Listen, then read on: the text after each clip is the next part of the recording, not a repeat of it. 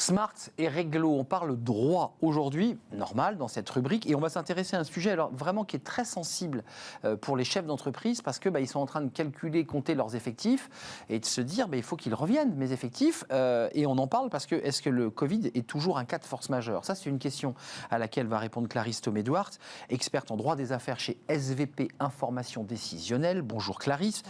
Bonjour. Commençons par le début, c'est la question qu'on se pose aujourd'hui. Est-ce que le Covid est toujours un cas de force majeure? En un mot, est-ce qu'un salarié, puisqu'on va avancer ensemble sur ce sujet, est en mesure de dire « moi je ne reviens pas, j'ai peur d'attraper le Covid ». Je crois qu'avant de s'intéresser à la question du Covid, il faut surtout expliquer qu'est-ce que c'est que la force majeure. Exact. La force majeure, c'est un événement qui empêche l'exécution du contrat et qui va faire en sorte que les parties sont exonérées de leurs obligations. Alors ça répond à une définition légale très précise qui me dit que la force majeure, c'est un événement qui échappe au contrôle du débiteur. Et la question du débiteur, c'est intéressant de savoir c'est qui ce débiteur. Ah oui, c'est compliqué là pour le Covid. Ensuite, il y a la question de l'imprévisibilité, oui, qui est appréciée de manière totalement subjective. La plupart du temps, la force majeure, elle est retenue à propos de catastrophes naturelles. Donc évidemment que c'est apprécié différemment. Je vais prendre le cas par exemple d'une tempête de neige. Bon, vous êtes prestataire de service, la tempête de neige en plein été en Haute-Savoie, c'est pas la même chose qu'à Marseille. Donc voilà, c'est important. Surtout en plein été, si je peux me permettre. En plein été. En plein été, on est d'accord. D'accord. Elle est rare, la tempête de neige. Mais justement, voilà, en montagne, sait-on jamais, par exemple. Donc, il y a le caractère irrésistible, c'est-à-dire que quand bien même on prend toutes les précautions et les mesures appropriées à la situation, on ne peut pas empêcher les effets qui s'imposent à nous, eu égard à l'événement.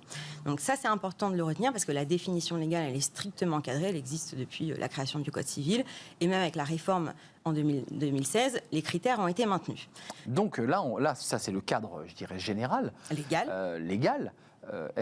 Comment s'inscrit cette crise Covid qui n'a pas été souhaitée, voulue par le chef d'entreprise, elle lui tombe sur la tête. Comment elle s'inscrit dans ce cadre de la force majeure?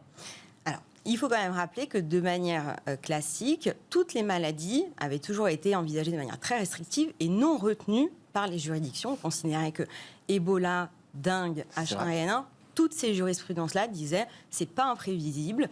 Même quand il y avait des cas en France, on considérait que on pouvait par d'autres moyens pallier à la maladie. Quoi qu'il en soit. Un peu tiré par les cheveux quand même, parce qu'il y a un caractère imprévisible. L'idée, c'est que la force majeure était vraiment appréciée très strictement, que c'était vraiment l'événement absolument exceptionnel qui empêchait absolument toute alternative à l'exécution du contrat.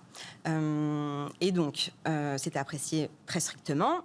À notre grande surprise, après mars 2020, on s'est aperçu que très rapidement, eu égard à l'ampleur et à l'étendue des conséquences de la crise du Covid, la jurisprudence a appliqué systématiquement en considérant que tous les contrats conclus avant mars 2020, on pouvait retenir la force majeure, dans la mesure où c'était complètement irrésistible et imprévisible.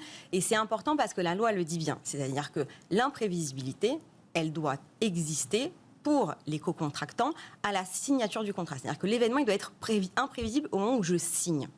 Donc, la jurisprudence considère que pour tous les contrats conclus avant le 16 mars 2020, il n'y a pas de doute, la force majeure peut être retenue. La question aujourd'hui, c'est qu'est-ce qui va se passer pour les contentieux existants, pour les parties qui sont entrées en relation après mars 2020. Mais Clarisse, pour le dire en des mots qui ne sont pas des mots juridiques, un salarié donc bénéficiant ayant signé son contrat à partir du 16 mars 2020, qu'est-ce qu'il peut faire valoir? Il peut dire « je ne viens pas dans l'entreprise, je peux exercer ce droit-là » La législation sur le droit du travail, c'est très particulier parce que de toute façon, le lieu de votre travail est prévu au contrat.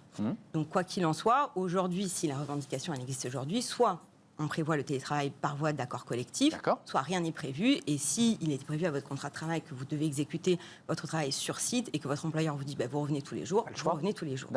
Après, s'il y a un cas de maladie, ça va être apprécié par rapport aux problématiques de maladie classiquement.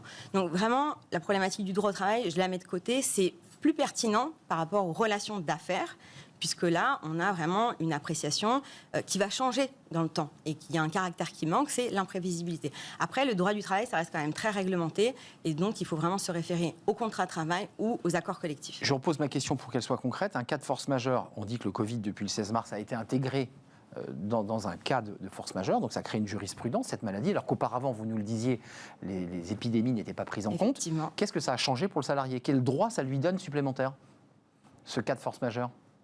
Alors vraiment, je reviens là-dessus, c'est-à-dire que le droit du travail, c'est très très particulier, c'est une législation à part.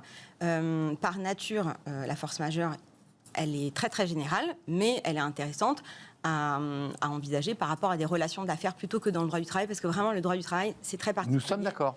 Donc ce n'est pas dans le cadre contractuel d'un salarié et d'un patron qui dirait, écoutez, vous revenez, puisque maintenant c'est réglé, tout est en règle, on déconfine, et vous n'avez pas le droit de rester chez vous. On est d'accord. Effectivement, aujourd'hui, il va falloir l'apprécier par rapport soit à l'accord collectif, soit à ce que prévoit votre contrat de travail. Pardon.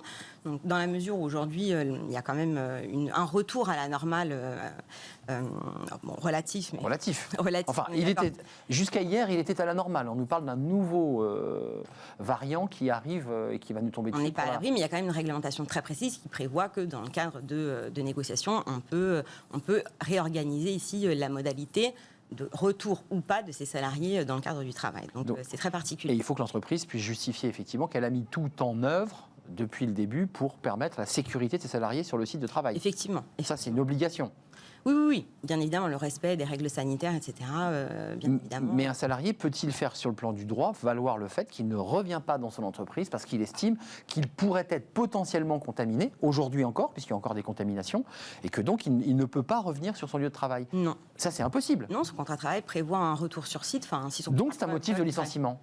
Alors ça, après, alors moi je vous le précise, je suis pas avocate ni expert en droit social. Bien sûr. Donc vraiment, je connais pas du tout la jurisprudence. Vous êtes dans le droit des affaires. Exactement. Je suis en train de vous embarquer sur une rivière qui n'est pas la vôtre. Mais en tout cas, c'était important de revenir. Donc ce que vous évoquiez là aujourd'hui, c'était quand même au-delà du simple contrat de travail, c'est dans le cadre de relations d'affaires. Exactement. On est d'accord. Exactement. Entre un prestataire, par exemple, et une entreprise, pour le dire simplement. Voilà. Bon. Et alors justement, c'est important que vous envisagiez ça parce que la question, c'est qui peut s'en prévaloir. Vous voyez, deux parties au contrat. Bien sûr. On est deux parties au contrat. Et il y a un arrêt qui est assez important du 25 novembre 2020 qui revient sur la règle qui est explicitée dans le code civil mais qu'on avait tendance à oublier. C'est-à-dire que pour un prestataire de service, pour le dire simple, moi je vous vends quelque chose ou je délivre une prestation de service.